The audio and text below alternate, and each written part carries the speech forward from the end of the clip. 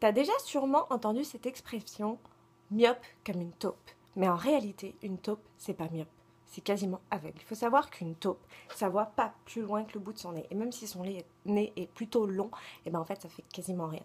Une taupe, ça voit rien, en fait. Ça peut juste plus ou moins distinguer s'il y a de la lumière ou pas au bout du tunnel. Mais en même temps, la taupe, elle s'en fiche puisqu'elle vit sous la terre. Et elle a plein d'autres capacités merveilleuses, notamment des chercheurs en je sais pas quoi, parce que je sais pas ce qu'ils cherchaient en observant une taupe, ils ont déjà vu un petit mâle creuser 747 mètres de galerie en 1 heure et demie. Ça, c'est un truc de fou.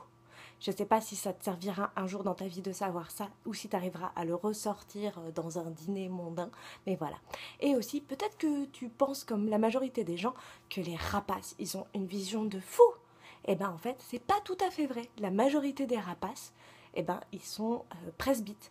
C'est-à-dire que oui, un hibou, il vole très haut dans le ciel et même en pleine nuit, et il est capable de voir tout en bas la petite taupe qui sort la tête de son trou pour aller la bouffer. Sauf qu'une fois posé sur le sol, en fait, le hibou, il voit pas entre ses pattes.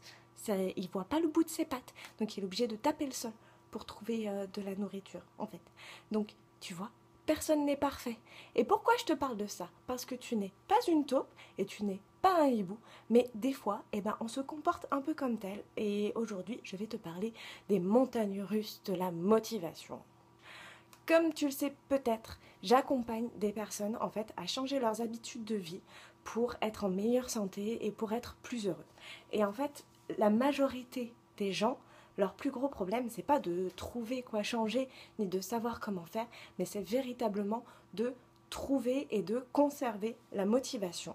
Pourquoi? Parce que on a tous à un moment fait ça. On se comporte soit comme un hibou, soit comme une taupe.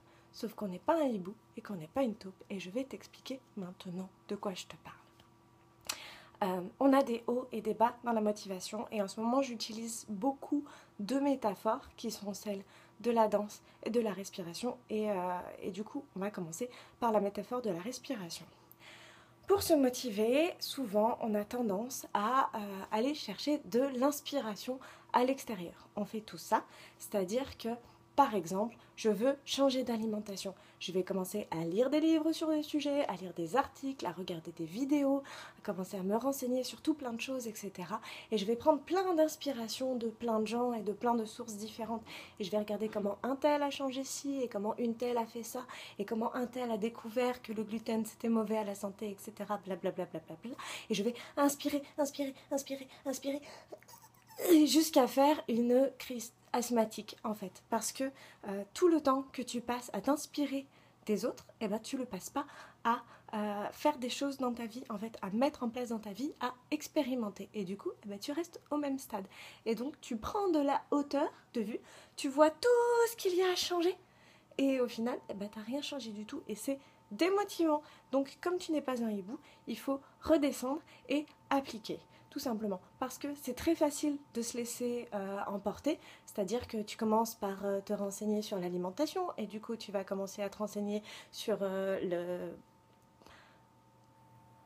l'agriculture, et puis tu vas commencer à te renseigner sur le zéro déchet, et sur les énergies renouvelables, et sur les maisons passives, et sur tout un tas de choses, et tu vas rien changer dans ta vie. Donc prendre une inspiration, c'est bien, mais il faut redescendre pour expirer et mettre en place dans ta vie expérimenter. Deuxième attitude que nous rencontrons tous, c'est celle de la taupe, c'est-à-dire qu'on ne voit pas plus loin que le bout de son nez. On va se renseigner sur un truc et après on va appliquer, faire toujours des choses, etc. Et jusqu'à être complètement vidé parce qu'on ne voit plus en fait le paysage autour, on ne voit plus la destination dans laquelle on va. C'est-à-dire qu'on va mettre en place des choses, mais on ne voit pas le but, on a perdu de vue le but. C'est comme quand tu marches sur un chemin en fait. Tu sais qu'il faut que tu avances pas à pas, mais si tu regardes toujours tes pieds, eh ben, tu n'as pas l'impression d'avancer. Il faut relever la tête et regarder l'horizon, tout simplement. Donc voilà, c'est vraiment une question de respiration. Il faut prendre de l'inspiration et mettre en application, expirer. Et prendre de l'inspiration et mettre en application, expirer. Tout simplement. C'est comme ça quand même que l'on vit le plus longtemps. Sinon, si tu arrêtes de respirer, ouais, ça va pas durer très très très longtemps. Deuxième métaphore que j'utilise beaucoup, c'est celle de la danse, tout simplement parce que le fait de vouloir mettre quelque chose en place dans sa vie, ça veut dire sortir de sa zone de confort. Sauf que tu peux pas constamment être en dehors de ta zone de confort. C'est trop inconfortable. C'est la définition même, c'est que c'est trop inconfortable. Donc tu as besoin déjà d'identifier ta zone de confort, quelles sont tes habitudes, bonnes et mauvaises. Et ensuite, quand tu veux mettre en place une nouvelle bonne habitude ou quand tu veux te débarrasser d'une mauvaise habitude, eh ben, tu vas le faire un petit peu, sortir un petit peu de ta zone de confort, faire un pas en dedans, hors, et après, il faut revenir dans ta zone de confort, refaire un pas en dedans, un pas en dehors, un pas en dedans, une fois à gauche, une fois à droite. Voilà, il faut danser tout simplement, parce que si tu fais que des choses nouvelles tout le temps, tu as plus du tout de zone de confort, et là, c'est le meilleur moyen en fait de s'épuiser. Également, si tu restes tout le temps dans ta zone de confort, il n'y a rien qui va se passer. Évidemment, ta vie, elle va rester telle qu'elle est, et c'est pas exactement ce que tu veux normalement. Donc voilà, une dernière chose, quand tu sors, que tu rentres de ta zone de confort, quand tu vas chercher de l'inspiration et que tu appliques, il faut profiter de chaque pas, profiter de chaque inspiration, de chaque expiration. Si au moment où tu es en train de faire un pas en avant, tu regardes le pied qui est resté au sol, tu profites pas de ce pas en avant.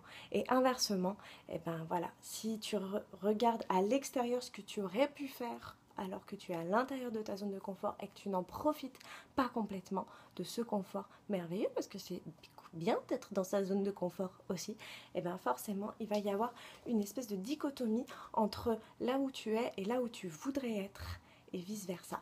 Et du coup, c'est vraiment la question du moment présent et de profiter à la fois de ce qu'on fait pour sortir de sa zone de confort, pour grandir, etc. Mais savoir aussi profiter de ce que l'on a déjà acquis, de ce que l'on a déjà autour de soi, profiter du moment présent. Voilà, j'espère que ça t'aidera à gérer un petit peu mieux les montagnes russes de la motivation. Je t'embrasse fort et je te dis à bientôt.